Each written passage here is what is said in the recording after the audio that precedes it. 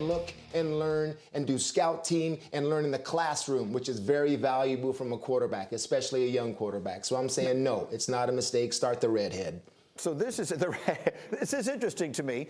And Mike T, I see you shaking your head. And Jeff Saturday was impassioned on this show the other day saying, if I'm a player in that locker room and I believe that the rookie is a better option, gives us a better chance to win, I am furious that they're not playing him because of some long-term consideration. So Tedy, I see you laughing. Like, how do you respond to that? Because that specifically seems to be what I'm hearing from a lot of my players.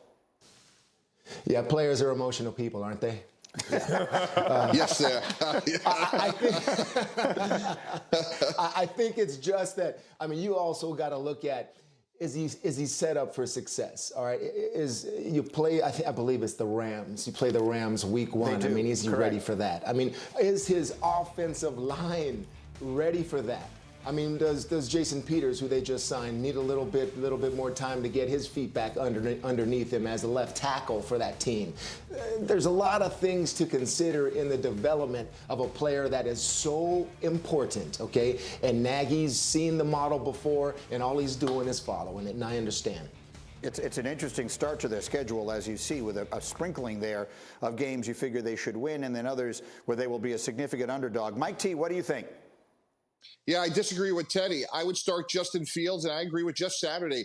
The players know he gives them the best chance to win. We go back to 2009.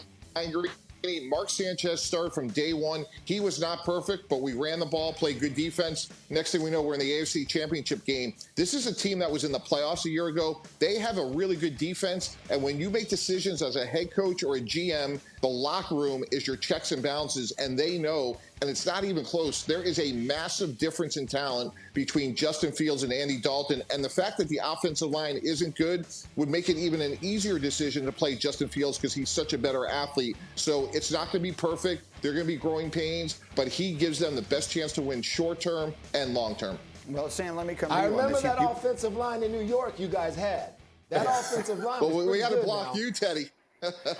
That's true. I mean, that is true. That had DeBrickashaw Ferguson, and it had our buddy Damian Woody, and a bunch of Nick Mangold, and a bunch of other guys on that line. Tedy said he's got receipts, Mike T. Tedy's got receipts, and the Bears don't have those kind of receipts. I get what it's like to be a player in that locker room. I was a player in that locker room under Matt Nagy, so I understand the urgency that you have as a player to want to win right now. But as a coach, as Matt Nagy, people are saying, well, maybe we can't trust him. But as a coach, you want not only your team's best interest for now, but also for later. The first quarter of the season, we talked about it. Rams, Bengals, Browns, Lions, Raiders. I think Andy Dalton can get you through the first quarter of the season. The second quarter is when that buzzsaw happens. You got the 49ers in there. You got Tampa Bay in there. You got Green Bay in there. That's really going to be the true test for Chicago. And so I think Chicago is making the right decision in starting with Andy Dalton. They can get you whether it's 3-1 or 3-2 that first quarter, and then the real test comes with that second part of the first half of the season.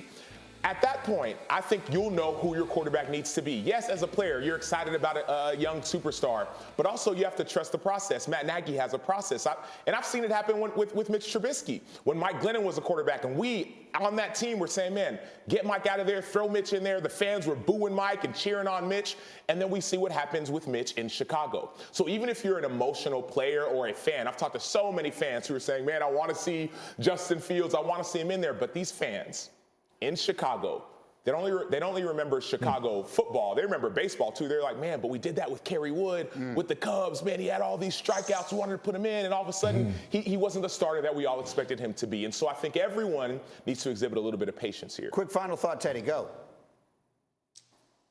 I just think that Fields, it's a matter of time. It's going to be a matter of time, and he can use just a little bit more time to watch and learn. Thank you for watching ESPN on YouTube. For live streaming sports and premium content, subscribe to ESPN+.